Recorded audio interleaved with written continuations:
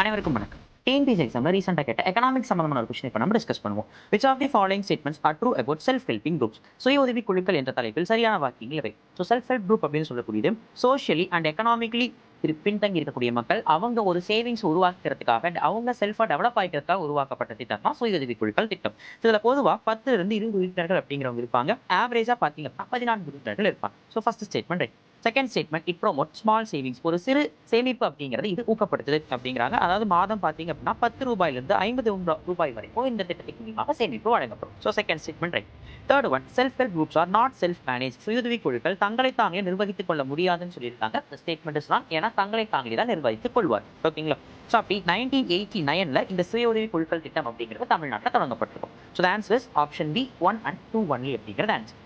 Okay, இப்போ என்னுடைய question என்ன அப்படின்னா, சுய உதவி குழுக்கள் தமிழ்நாட்டில் முதல்ல எந்த மாவட்டத்தில் தொடங்கப்பட்டுச்சு அப்படிங்கிறத கமெண்ட் பாக்ஸ். Thank you all.